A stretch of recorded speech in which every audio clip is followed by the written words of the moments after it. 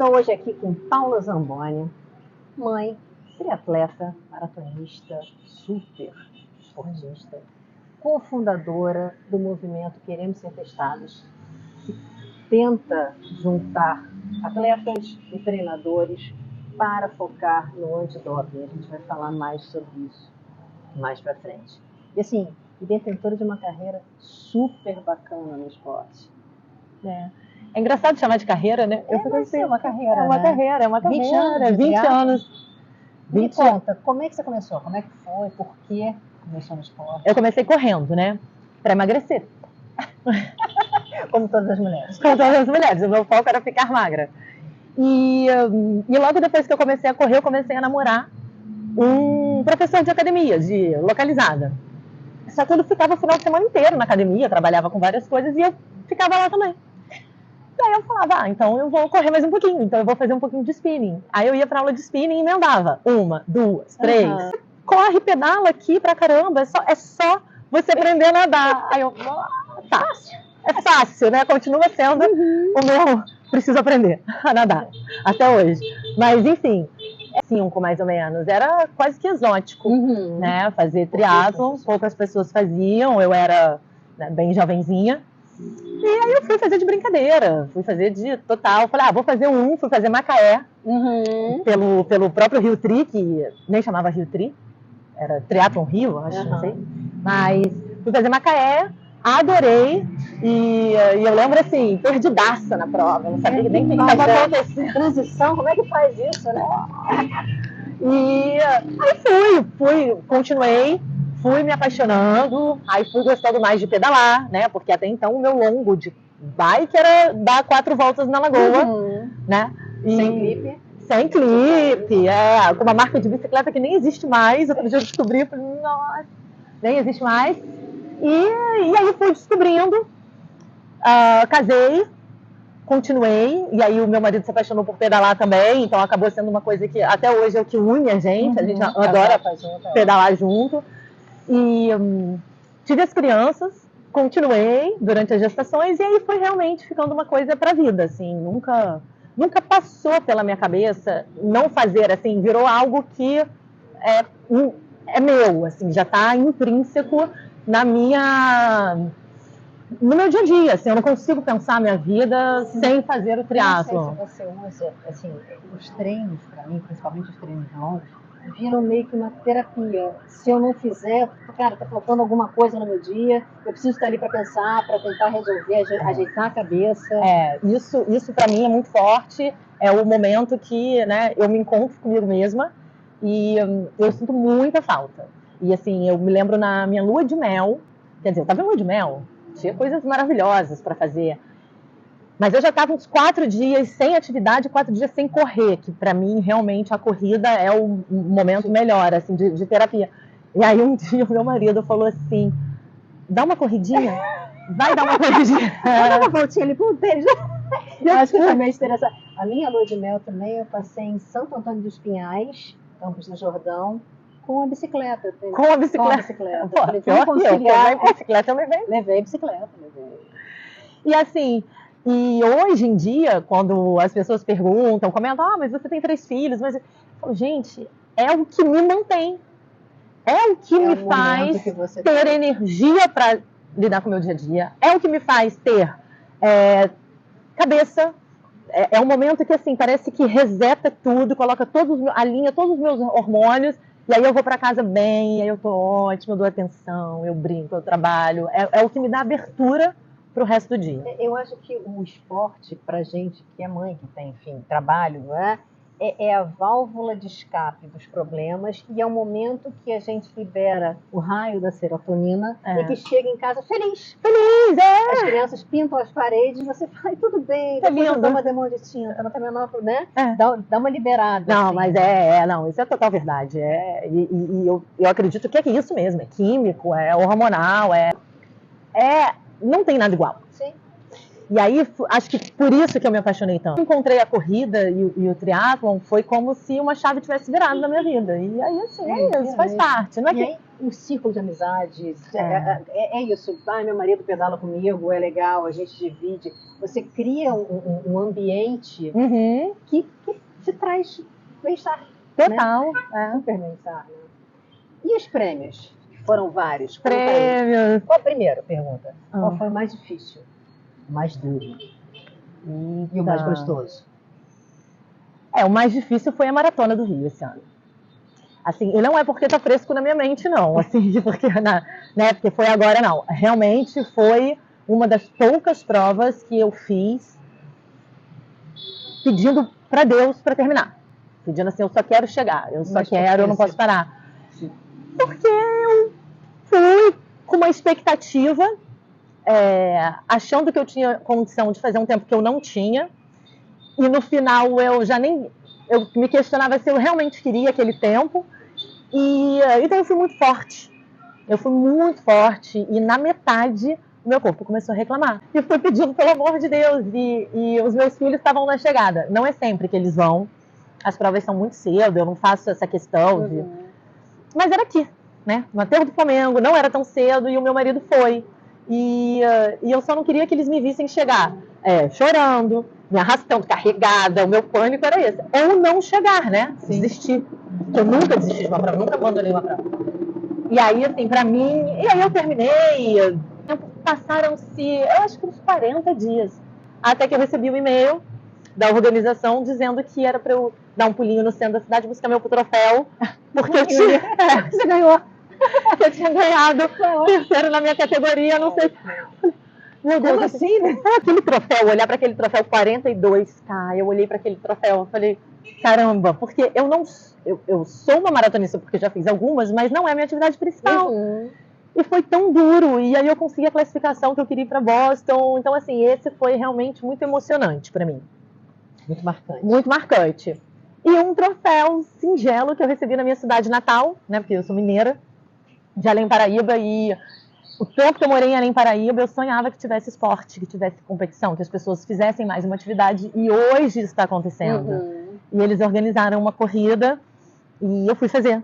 E aí eu ganhei a corrida, e assim, pra mim aquele troféuzinho, que lá, a corrida de Além Paraíba, pra mim tem um significado muito... Uma coisa, nesses 20 anos de esporte, claro que aconteceram várias, como a maratona, que teve a dor, claro que aconteceram várias adversidades, né, no meio da história. Overtraining, já teve? Eu desconfio que depois dessa maratona eu tive. Eu ia até te perguntar se esse sintoma da maratona não foi um overtraining. Eu não diagnostiquei isso, mas pelos sintomas que eu tive, acho que eu tive. E assim, foi um momento muito delicado, porque acabou a maratona, então assim, todo mundo descansa. Sim. Eu descansei, mas tinha o 70.3 do Rio logo em seguida. Um mês. E por mais que eu diga pra mim mesma, vou ser feliz, só pra me divertir, eu vou pra me divertir. É mentira. Eu não vou. Falando rola e me deu uma animação, um dia treinando um pouco melhor, eu mandei uma mensagem pro Morgado. Eu quero fazer pra morte. Eu quero chegar em primeiro na minha categoria. Ele acredita, a gente fala isso pra ele, ele acredita e ele vai botar isso. Aí depois eu me arrependi por que eu falei isso. Mas, o que acontece? Eu forcei a barra, e foi nesse momento que eu tive o overtraining. Eu acho que, óbvio, né? O overtraining, ele vem sendo construído. Sim, claro. O que eu deveria ter feito? Acabou a maratona, descansa. E eu me enganei que eu estava descansando, mas no fundo eu não estava. E eu continuava com aquela pressão na minha cabeça. Então, isso foi me gerando uma frustração. A minha dor só foi aumentando, a minha dor do glúteo não curou. Eu decidi largar faltando sexta-feira, sei lá, a prova era domingo, na sexta-feira eu falei, não, eu realmente vou, porque até então eu não sabia se eu ia conseguir correr. Não é isso, crises e crises eu alternava, uma semana com muita rinite, uma semana com herpes, uma semana com rinite, uma semana com herpes. O corpo grita, né? Uau, uau, gritando de todos os lados. Para, né? Sou louca. Aí eu ia pro rolo, a minha perna, esse rolo tá com problema. Porque não Não é é você, possível. imagina, né? Essa potência, com esse coração está com problema, porque o rolo está com problema, procura problema no rolo. Não sou eu, não sou eu, não sou eu. Não sou eu, exatamente. E assim, um sono, que eu não é isso, eu não conseguia, eu terminava o treino, eu acabava de tomar banho, eu queria dormir. Eu almoçava, eu queria dormir. Tudo eu queria uma dormir. sensação muito ruim, né? Você não se reconhece. Só que, graças a Deus, vieram as férias escolares e eu tive que descansar, porque eu viajei. Ter um treinador que entende do processo e te entende. Faz toda a diferença. Que te conhece, Que né? te conhece. Que reconhece as tuas limitações. E é aquilo, sabe? Quem você é, o que você construiu tá aí. Você precisa dar espaço para isso voltar. E aí o Morgado falou, cara, o Zanzan, vai ser feliz, faz o que você tiver com vontade. E assim eu fiz. Eu não deixei de treinar. Como você curou, né? É isso, como a gente disse, a gente gosta de fazer. Então eu fazia um pouquinho, fazia um pedal de 40 minutos, fazia uma corridinha na terrinha. Até porque se não fizer, a gente sente dor de não fazer, né? Dor. É pior. Mas dormi, comi, me alimentei bem. E dei esse tempo pro meu corpo. Foram 15 dias, assim, bem de férias. E aí voltei pra cá, voltei calma, voltei bem gradativo. E pela primeira vez, desde a maratona, agora tem 60 dias, eu tô começando não, eu voltei a fazer as corridas que eu fazia com um nível de frequência cardíaca normal. E você tá indo pra Finlândia agora domingo, né? Mundial de triatlo. Não é pouca coisa não, tá, gente? A menina que anda lá, né? E você tá conseguindo treinar? Como é que tá a cabeça? Tô, assim, mundial, né? É o segundo que eu vou. Eu nunca vou com muitas metas, porque realmente é muito especial e eu acho que tem que curtir. Sim. Né? Eu não faço passeando, mas eu também não vou esperando nenhum tipo de colocação. Até porque eu estava contando na outra live que a gente fez com o Mundial da Espanha, que eu fui. Na hora que eu fui entrar, porque era aquela fila, né? Que faz aquela fila para você.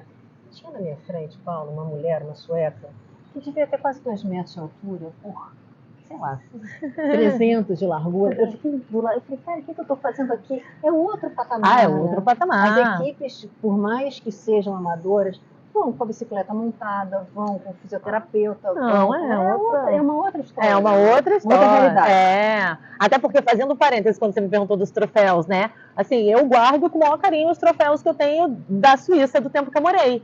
Né? Porque eu fiquei lá, eu fui terceira na categoria na Maratona Internacional de Lausanne, com os profissionais da Europa. Que legal. Eu fui prêmio de categoria no Triatlon de Genebra. História. Nunca deixei de treinar. Por mais que não estivesse competindo, mas eu treinava. Gravidez você treinou até quando? Um dia antes de nascer. Não, sempre. Do início. A minha primeira gravidez, nos 3 primeiros meses, eu tive... São 3 filhos, tá? Não falei, são 3. Piscadinha. Aí a primeira é que dá um pouco aquela insegurança, né? Sim, que as pessoas falam, no início tem aquele risco de perder. Aí eu fiquei quietinha nos 3 primeiros meses. Depois eu treinei. E aí no segundo eu vi, olha, tá tudo bem, não é tão grave filho, assim. Né? E o terceiro já vai, terceiro tá tudo maravilhoso. A Celeste tá com quantos anos? A Celeste agora tá com 3. E ainda... A demanda da noite. Ainda é um pouco complicado conciliar. E, aí, voltando no overtraining, acho que também atrapalhou a minha recuperação. Porque dormir é doping.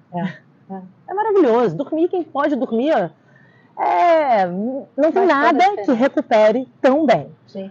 Né? Eu uso muito, eu fui me equipando em casa, tenho a bota de compressão, a estimulação, a pistola, mas o sono não tem nada igual. Você pode fazer isso tudo, se não dormir. Quando você está com a bota, está fazendo as coisas, você está acordada e a demanda dentro de casa continua. A criança te chamando, a empregada que fala, não sei o quê. A história continua, né? Não está dormindo, não.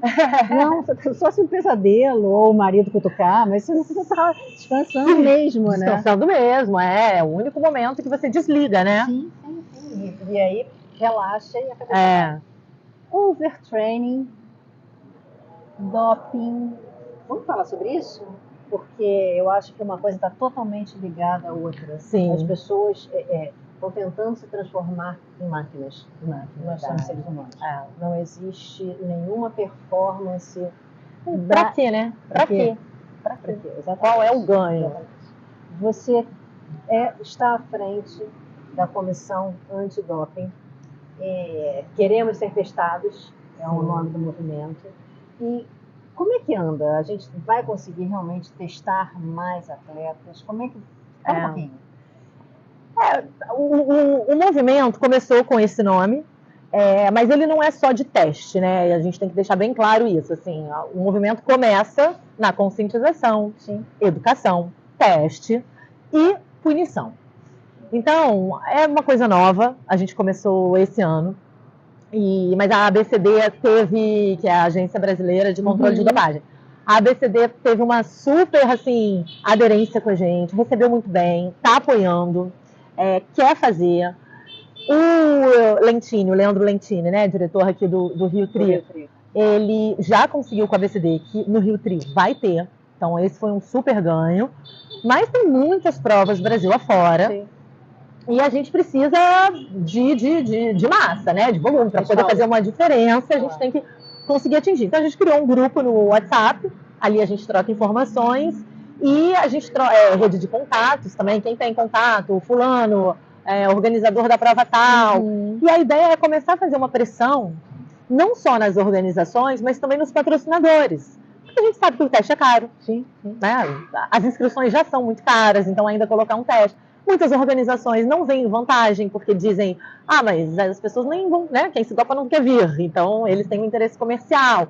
Aí já entra no campo da conscientização. Deixa eu te perguntar, como é que está a recepção por parte dos atletas junto ao movimento? Sim, não, tem o grupo que está com a gente ali no WhatsApp, é um grupo muito comprometido. Tô nele. É um grupo comprometido, é super bacana, as pessoas realmente ajudam. Sempre que eu peço, que eu proponho, que a gente faz um movimento, tem bastante engajamento. Mas ainda é um grupo pequeno, né? Ainda é um grupo pequeno. Eu não sei quantas pessoas tem agora, mas deve ter em torno de 100, 100 e poucos. Aos poucos a gente vai conseguir. Sim, é um processo que está sendo lento, mas é da maneira que dá, é melhor do que não fazer. Não é justo, não é correto, não é... Claro. Não tem nada a ver com esporte, né? Assim, se você olhar... E aí tem as desculpas, eu não sabia que não podia. Como não sabia? Testosterona, você não pode fazer... Não, e assim, sabe? Isso é uma coisa que a ABCD deixa muito claro, e a gente quer fazer, o Leandro vai fazer até um evento aqui no Rio com a ABCD, que assim, no momento que você se propõe a competir, é da sua responsabilidade procurar saber o que pode e o que não pode, qual é a regra. Mesmo que na modalidade amadora, principalmente na amadora. Então, as pessoas, eu já ouvi vários comentários assim, mas é amador, mas não testa amador, mas não pune amador. Gente, o antidoping é para todos. Claro. Aqui, não tem orçamento, de fato, não tem orçamento para fazer para todo mundo, mas se a ABCD quiser, isso o diretor falou para mim, se eu quiser entrar numa academia e falar assim, vem aqui fulano que eu vou testar, pode. Não tem nada, deve. Então, esquece essa história de que é só para profissional. Não é. Agora, existe um orçamento, é difícil, a ABCD não tem orçamento para sair testando todas as provas. Então, precisa, né, isso a gente alinhou muito bem, precisa de um trabalho conjunto. Sim. Então, por exemplo, o Rio Tri enviou para a ABCD a lista das principais provas de triatlon do Brasil. Se a ABCD tiver orçamento e ela quiser chegar de surpresa, qualquer prova de triatlon, né, e falar, hoje eu vim aqui, eu vou testar, eu quero testar esse. É direito dela. Sim. Fizeram no 70.3 aqui no Rio. Não, no Rio teve. No Rio teve. Inclusive pegaram atletas. Né? Pegaram uma atleta.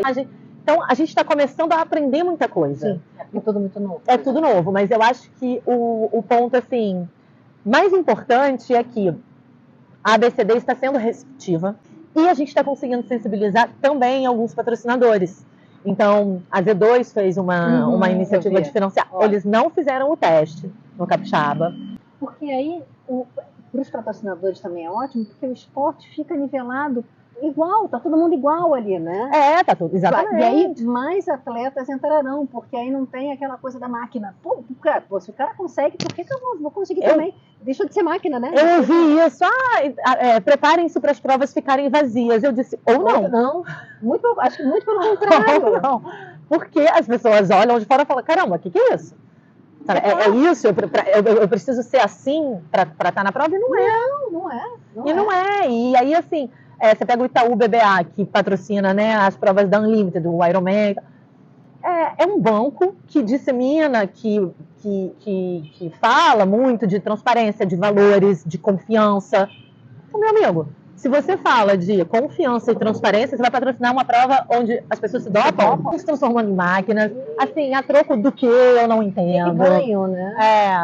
É uma coisa assim, qual é o ganho de você comemorar uma vitória que você não é sabe sua. que não é sua? O que é isso? Tá todo mundo a ficando... história que vira, mexe, roda, é educação. Educação em lato sensu.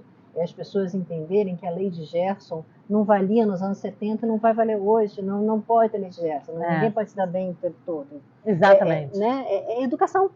Anos no triatlo, e esse ano eu resolvi, né, falar de doping. Me tocou muito por causa dos meus filhos. Eu acho que isso foi muito forte para mim, assim, olhar o que está acontecendo, olhar para eles, pensar que uma hora, assim, eu quero que eles pratiquem esporte, eu quero que eles estejam nas competições, mas não desse jeito. Mas você não acha que aumentou muito de um tempo para cá? Então, olha só, vai fazer no final do ano 3 anos que eu voltei para o Brasil, né? Tem 2 anos e meio que eu voltei. Eu fiquei muito assustada quando eu cheguei aqui, mas eu tenho esse dado de 2 anos para cá. Quando eu fui embora em 2016, eu não achava, tá? Não sei, mas eu não percebi. As provas não eram tão fortes. Não eram. Não tinha, eu acho que assim, não tinha tanta gente competindo. Também era muito provas, era um universo muito mais restrito. As provas não eram tão fortes, não tinham tanta competição, não tinha. As pessoas iam para competir sim, para se divertir. Mudou. Mudou a característica, mudou. A minha visão da história é que a ruptura aconteceu quando começou a galera a entender que dopado eles iam um pouquinho mais. Se usa isso aqui, eu vou um pouquinho mais, se usa aquilo ali um pouquinho. E aí virou isso. Talvez tenha ficado também mais fácil, mais à disposição, os medicamentos, entendeu?